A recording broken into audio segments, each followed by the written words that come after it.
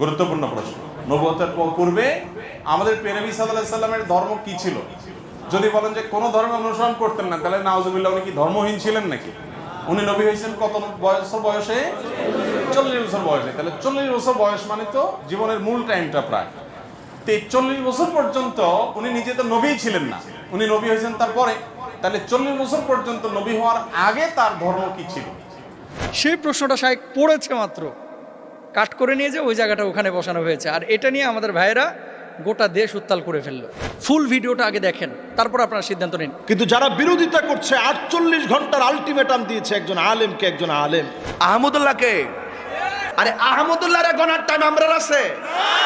এই জন্য যে আহমদুল্লাহ এই কথা বলেছেন তাকে বলবো, আমি 48 ঘন্টা সময় দিলাম। যে আলটিমেটাম দিছে, আমি আসলে বাস্তবিক পক্ষে তাকে কোনো আলেম মনে করি না। সে ভাইরাল হয়েছে কি দিয়ে? ডেলে দিই। পরিবেশটা সুন্দর না? আপনারা খাবেন? ডেলে দেই, ডেলে দেই। সে ভাইরাল হয়েছে কি দিয়ে? বুঝলে বুঝপাতা, না বুঝলে তেজপাতা। বুঝলে বুঝপাতা, না বুঝলে। এখন আর চা খাই না, কফি খাই।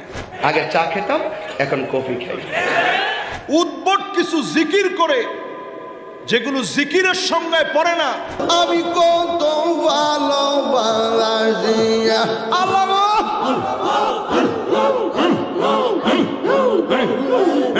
আল্লাহর সঙ্গে সরাসরি বেয়াদবি।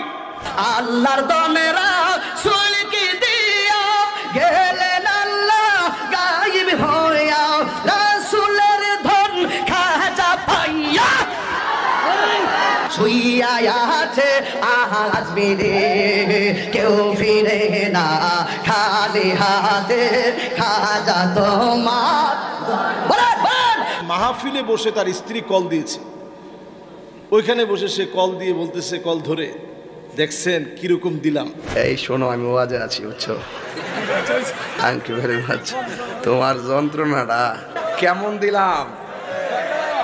এইরকম একজন বক্তা যদি 48 ঘন্টার আলটিমেটাম দেয়, কিন্তু যারা বিরোধিতা করছে 48 ঘন্টার আলটিমেটাম দিয়েছে একজন আলেমকে, একজন আলেম যে আলটিমেটাম দিছে, আমি আসলে বাস্তবিক পক্ষে তাকে কোনো আলেম মনে করি না।